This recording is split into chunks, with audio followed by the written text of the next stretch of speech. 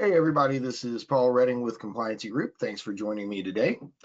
We're going to be doing a session entitled Steps to Converting Your Risk Assessments to MRR, or How to Make Money Off Providing Legally Required Risk Assessments to Healthcare.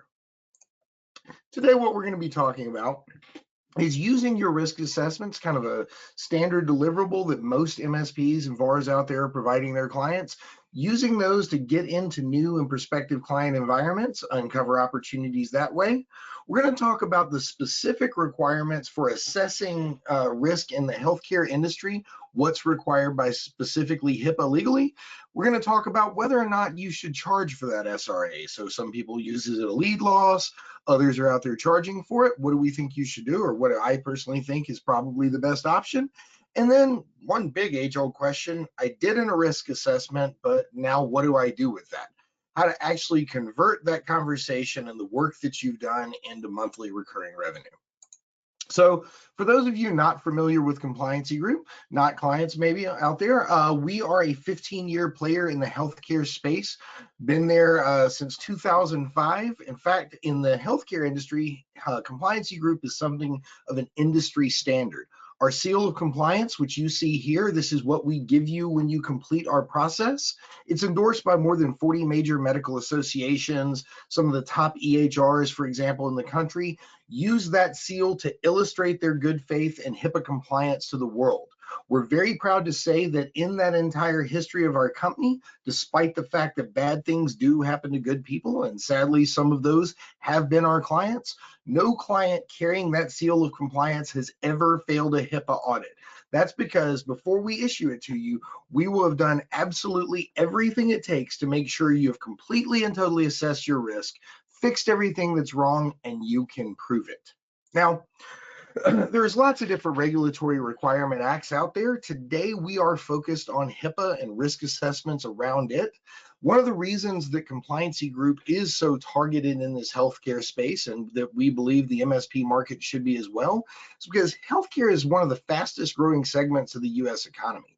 In fact, healthcare makes up about 30%, give or take, of our overall economy. Now, to be clear, I'm not trying to tell you that, one out of every three businesses is a doctor's office, but the way the healthcare law and HIPAA specifically works, all the vendors, all the businesses, all the organizations out there that work with healthcare providers that can conceivably interact in any way with this data that's called EPHI, Protected Health Information, anyone out there working even remotely around it, you get wrapped into healthcare too. The effect of that is that unlike some of the other major sectors in our economy, think, finance or manufacturing, those sectors are dominated by a few very, very, very large businesses at the top that kind of trickle down some revenue to the rest of the sector. Healthcare is the opposite. It's made up of over 5 million small to mid-sized privately held businesses that are the kind of organizations that work with VARs, MSPs, service providers, IT providers. They're not as sophisticated in many ways in their IT, setup now, but as they grow and as the sector moves, they're under increasing attack, both from the malicious and bad actors out there, the bad guys that are trying to get you, but also from the federal government itself. You see, as I said, there's a 94% failure rate under HIPAA audit, which means the federal government is going to come ask for their money because they know the odds are if they audit you, they're going to get it. And so a risk assessment in this sector is a critical and a great way to get in there, show a client what they're really facing realistically, and figure out a way to create revenue from it by selling a managed services deal. So I come from a managed services background myself. This is a topic that I've got a lot of experience in. What I did for a lot of my career was use an HSRA, a HIPAA security risk assessment, to get in there and be able to talk to a client on their level about real things and show them why I was going to charge them what I would charge them in services each month. One of the things about doing a risk assessment on the front end, as opposed to, kind of cold calling, walking in, handing out one sheets, having a short conversation and providing a kind of a blanket quote, is that you're a salesman when you just did that. You're just kind of a voice of somebody that has a product you want in their environment, and you'll tell them how much it costs, and if they pay it, you'll take it away, and you'll take it and you put it in. that's not the most attractive thing in the world. And, in the modern era, I think everybody's a little wary of adding one more expense. By doing a risk assessment on the front end, what you've done is you've had an opportunity to come in and actually work with the client. In a HIPAA risk assessment world, you are going to have to ask them questions about how their organization operates, about their personnel, about their physical environment. It goes deeper than IT, and it's an opportunity for you to show yourself as an expert in their industry, somebody that truly understands who they are and the problems that they face. We all want to work with a provider that sees us at a real level, that sees us at the way we see ourselves. You also, in that process, kind of get the lay of the land. It's difficult to walk into any IT environment and immediately know what you're supposed to provide. Instead, by going in there and doing a risk assessment, you run your scans, you pull all this data together, you put it back in your shiny reports to give them and show what it is. But in the same time, you learn everything there is, all the IP addresses, the security posture of the organization. You've built client confidence by showing yourself as an expert, and you've actually figured out what this client looks like. And therefore, it's easier for you to start plugging yourself into that environment to help them. Also, a risk assessment makes the threat real. When you sit down with someone and you can show them that what they think when you got there, and you say, how do you think you're doing in your cybersecurity? Say, my nephew is really good with computers. He came in here, he set some stuff up well. I feel like we've got a good posture. When you finish with a risk assessment and they realize their password policies are horrible, their employees have no procedures that tell them what to do every day, people share data without asking who it's going to or where, an unmanaged, insecure environment, when they see it on paper, when they see it on a screen in a place that's right there in black and white, it makes this stuff real. It's now no longer an imaginary hacker out in the field somewhere. This is a real problem that they are creating for themselves. And it means that the quote that you hand them is more likely to be perceived as what they actually need. You are tying what you sell directly into the things that are on that list. You're like, look, all these things are places you are at risk. These are places that bad things can happen to you, and I'll tell you what they are. But my solutions, right here, make all this pain go away. So now they don't feel like you just kind of made this thing up in a quick conversation. Everyone in the room knows your quote comes with some basis behind it. There's a reason that you're trying to put in EDR, SOC, SIM, all the advanced security stuff that, frankly, guys, they don't understand. If you go in and you try to sell it in a traditional format, hi, we have the most advanced security tools out there, let me explain to you why antivirus isn't good enough, and you run down the wrong path, you make the client uncomfortable, you confuse them, it doesn't create a good relationship. Instead, you came in, they see you work, they see your integrity, they watch what's different about you, and you came back with real answers that justify what you do. And by the way, those answers, ultimately, the requirements are the same for everybody. All you are assessing is there, from an IT perspective, are the access controls, endpoint protection, monitoring, auditing, encryption, backup, disaster recovery. You can take these same things and apply it not only to their computer systems internally, but to their unified communication, the app systems that they're using, right? But if you look at what I'm telling you is going to be called out in a risk assessment, doesn't it look exactly like that stack you're trying to move into the environment in the first place? In all reality, if you use a 96 question IT risk assessment and you go in and you ask all the right questions, the answers that come back are going to be your stack. Instead of trying to have to explain what Blackpoint Cyber, for example, does, most people are not going to get it. They can't even begin to understand the concepts. You're going to say monitoring, auditing, and incident response. Well, that's required by the law. I see it right there in my risk assessment. I didn't have that before, but in the new solution, you will, right? So a risk assessment is an opportunity for you to go in and not only justify, but show that in reality, all that nerd stuff you sell that they don't really get, it's required by law. Now, that's what's different about a risk assessment and a sales pitch. A sales pitch is this free little meeting where you go in, you provide a little bit of your expertise from a kind of high level, and you try to convince them to buy your product. And I'll tell you, there's no reason to charge anybody for a sales meeting, but that's not what you're doing here. Guys, the expression, nothing good in life is free? Look, there's a difference in going in and answering 5 or 6 questions and doing an accurate HIPAA risk assessment. This is valuable information that you're giving them. You have to do a little bit of work. It's not the hardest thing in the world, I'll tell you now, but you do have to do the work. You do have to collect the data. You got to be smart enough to understand it and be able to put it back to them in a format that they will get. And for all of that, there's value. Your time as a subject matter expert is valuable. And I'll tell you something else. We don't value what we get for free. Now, I'm not going to give you a price point that I believe, no risk assessment should be under, $1,500 or over $5,000.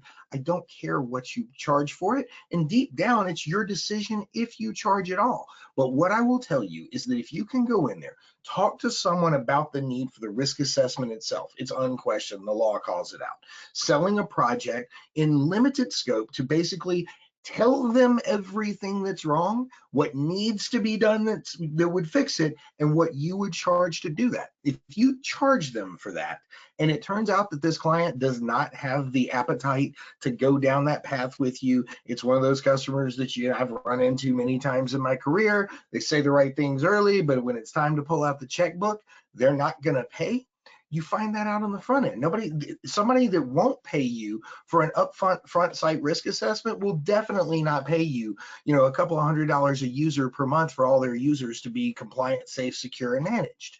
So you get skin in the game from the client. You establish that there's a real billable and valuable relationship between you and them, and it reminds the customer that what you have, what you're selling, is quality, right? Because I'm telling you now, there is a difference between free and good. A HIPAA risk assessment that's accurate and is going to eventually, keep you from basically being fined and putting your business at risk.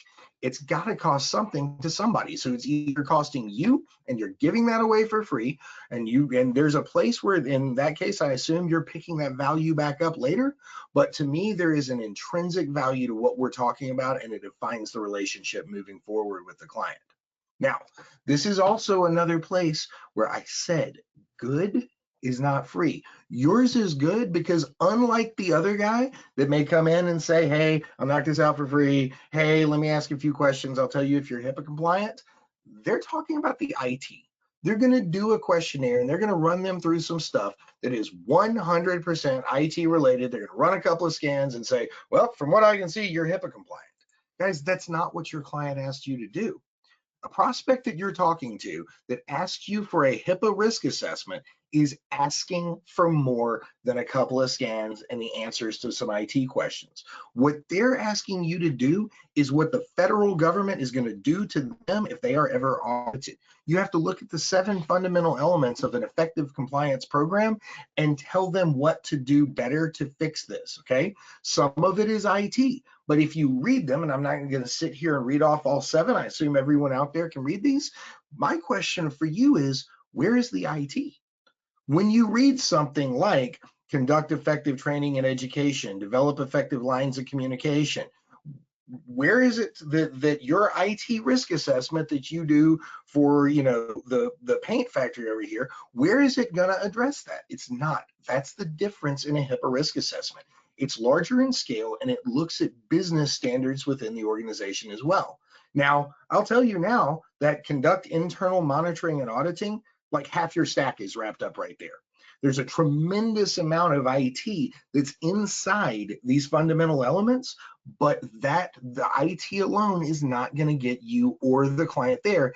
And you're the provider that works with someone like Compliancy Group. You're the one sharp enough and different enough to tell them the truth that IT by itself is not enough. Now, I don't expect anybody out there, even existing clients that have been through our program, to look at this right here, walk away from my presentation and completely, totally understand the HIPAA law. We make it where you don't have to. We don't give you all the intricacies and details of a 1,000-page law written by lawyers to be interpreted by other lawyers. We don't make you learn that. But the reason I show you this is because this is how HIPAA actually looks. HIPAA is not one rule. It's not just a security rule. It's 3 rules. And for each rule, there are a set of audits that have to be done.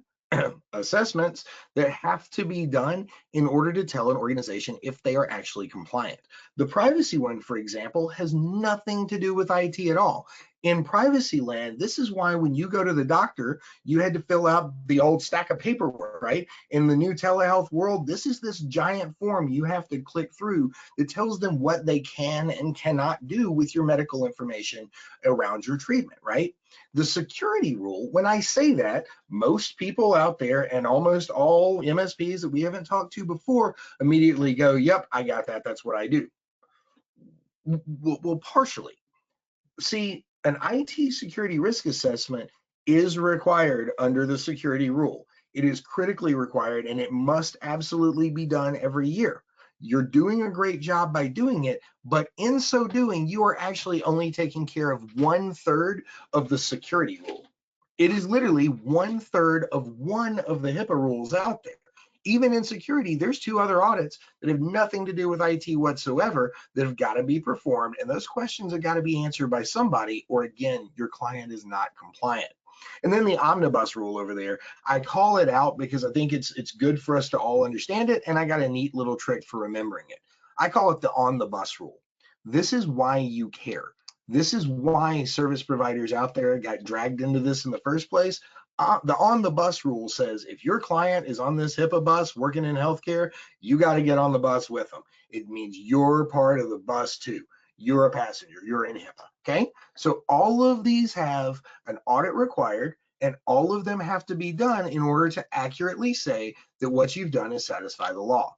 And the reason for that, guys, I know it stands, that our IT minds want to say, well, I mean, you start with IT security, you shore it up, we put the tools in place, you're not going to get hacked. The problem is real hacks are not what causes the vast majority of breaches.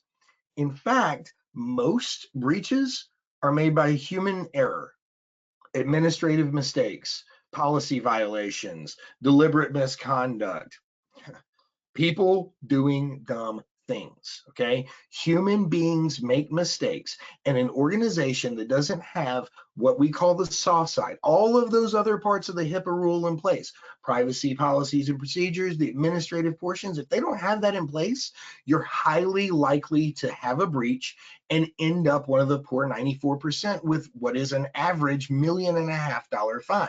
Okay, that's why they want you to address everything.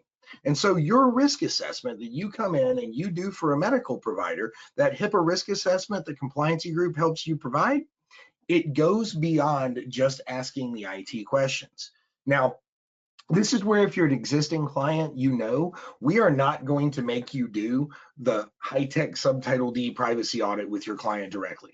We are not actually going to expect you to go through and audit all those pieces of HIPAA. What we're going to do is provide you not only your IT risk assessment documentation that tells you the questions to ask and what the right answers should be, given suggestions, the IT portion, but we're also going to give you tools to identify the rest of their gaps for them in broad strokes. So this is a HIPAA compliance checklist. It's something that during a HIPAA risk assessment, you're going to want to go over with your client at the end. You're going to do all of the IT stuff, and then you're going to have a brief, 15-minute call with them and ask questions about the HIPAA compliance pieces that are not covered under your IT.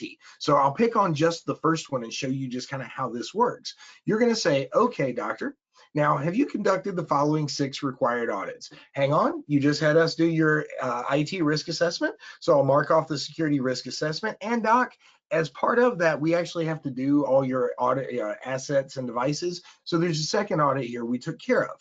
Now, these other 4, can you tell me or get me a copy of your high-tech Subtitle D privacy audit so that I can document that, please? When they say my what, my who, what is a high-tech subtitle? You just said, huh? That answer is a gap to compliance. The only right answer to that question is yes, here's my high-tech Subtitle D privacy audit, okay?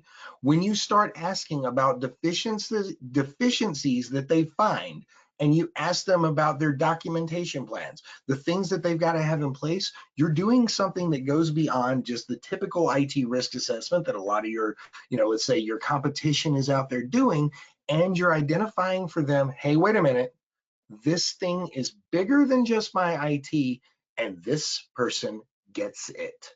This organization is not talking to me at nerd level. They are talking to me about my business. This risk assessment that I thought I was going to pay for them to run a bunch of scans and tell me my antivirus was outdated, this risk assessment is actually identifying problems within my organization that put me at legal risk.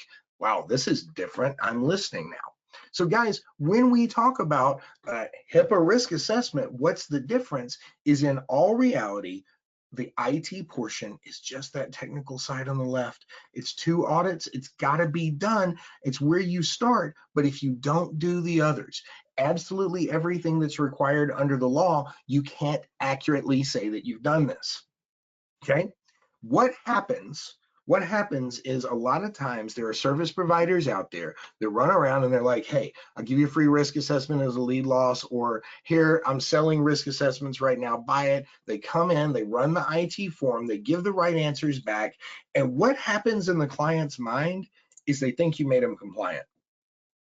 They're like, whew, that was easy. That's a little bit more than I wanted to pay, but nerds say I'm compliant now, right? The problem with that is any risk assessment. I don't care if you charge them 1,000. I don't care if you charge them 10. I don't care if you do it 100% remote or if you send a team of people. No risk assessment is going to make you compliant any more than many of those same people feel. And you know, part of my risk assessment, I went to a website, paid $500. I downloaded this thing called Policies and Procedures. I got it in a plastic binder right there on my desk. I am HIPAA compliant. No, unfortunately, you're not. I get employee training videos. You know, when you ask me those questions about IT training, part of my email service says every single month we get a video that teaches us how not to get hacked. Guys, that's not bad. All of these things are good. You do need employee training, and including especially around anti-phishing and securing communication systems. You do need policies and procedures, and you do need a risk assessment. But these are not off-the-shelf things that you just kind of throw in, walk away, and call yourself compliant.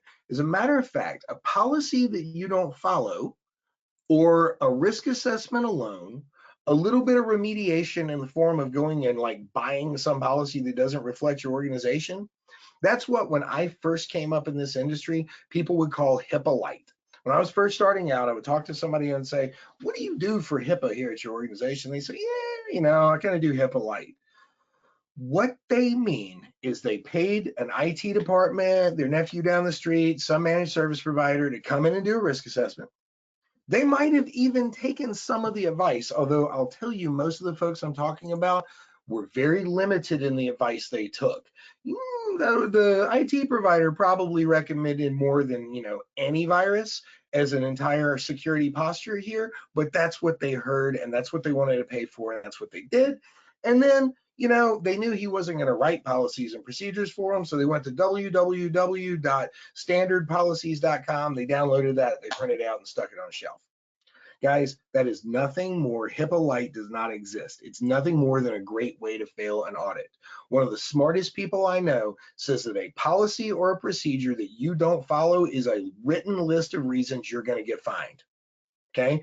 What HIPAA actually requires is a series of audits. It's all of the audits. The IT portion you guys have got to do, but then those other ones that we talked about with the weird high-tech subtitling names, all of those have to be done, and in a very real way, you must address the gaps that you find there. Now, your portion of this, the part that gets you paid and keeps you in here, when you do your portion and you do that IT risk assessment, the answers to our questionnaire are not satisfied by, I put in antivirus, okay? We are calling out specifically your stack. The things that have to be in place are IT security tools that you need to sell in order to grow your business and protect your client. All the way around, we're going to help you get your entire stack in there, and that's your job, and that's your part of the remediation. But we aren't going to stop there. Your risk assessment, that questionnaire that you did with them, uncovered all those gaps around policies and procedures, training, the things that they're not doing that you're not doing for them in most cases because it's not your job and it's not what your business is built to do. By working with the compliancy group, by using our assessment methodology, and by using the proven process that we have for achieving compliance, what you can say is, we've done a complete gap analysis and pushed it through third-party experts that do one thing and one thing only: regulatory compliance. The gaps between you and where you need to go are here and here. And working with my partners in this organization, we are going to deliver a complete compliance solution that is going to take all of this stuff off your plate.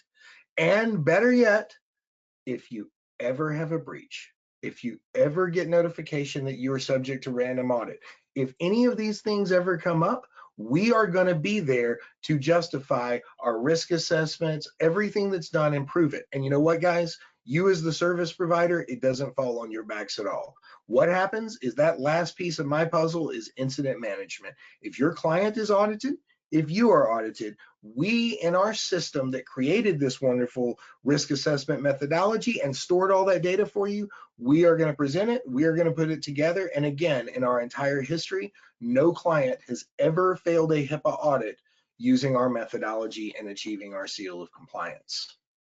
Now, I think that's all I've got for you guys today. I hope that you understand now a little bit better that a HIPAA risk assessment goes farther than that standard IT thing that you might have done before, but it's going to uncover a much larger opportunity and give you a chance to work with clients you couldn't otherwise and deliver solutions that are bigger than just IT. I'm going to look and see if we have any questions at this point. If anybody does have any questions, we can go ahead and pop these in the chat. I'll just hang out for a second and see if I see anything good. All right. So this is actually a good question. Is a penetration test required for a HIPAA site risk assessment? There's actually a lot of other ways that question can be asked, and there's other technologies that you could point to in that same inquiry. The HIPAA law is relatively vague in its requirements for IT. It's not going to be so clear as to come out and say you must have a true pen test run, or you must use this type of vulnerability scan or that. What it's going to say is that you must uncover your risk. The law really says you must have an effective compliance program in place. If you saw those 7 elements, it was the 7 elements of an effective compliance program. So what is effective for one organization of one size and risk profile might not be for another. So I'll take it out of medical terms. Take Nike and Boeing. They're both multi-billion-dollar top world companies, right? You know, Fortune 100s, but Nike makes shoes and Boeing makes rocket ships and missiles. Boeing had better have more security in place and a more rigid security posture than Nike. Now, so in compliance terms, I would say that it's not expected that if you're working with a small medical office that you bring in white hat hackers and charge them, you know, 5-6 figures a year to try to bash away at every utility that they touch or use. I think that that's probably not something that's standard in the market. But if your client is building an application that's going to house millions of healthcare records, I think that a penetration test, it would be difficult, if not impossible, to argue that an effective review of that risk did not involve somebody going in there and looking at the code and telling you how you can be hacked. So that's a great question, but I would say really answering kind of questions like that, that's what we're here for, aside from, you know, working you through the risk assessment itself and hopefully getting you and your clients HIPAA compliant. One of the things that we pride ourselves on is just trying to be a sounding board and provide as much information as we can to the community. We know this stuff can be confusing, and we try to be there to help with it. Guys, I do want to be respectful of your time, so that's all we've got for today. Any other questions, you can actually email me at paul@compliancygroup.com. And there's a URL right there. If you want to go to that, you can get a copy of that HIPAA compliance checklist that I showed you. Everyone have a great, wonderful day, and good luck out there, guys.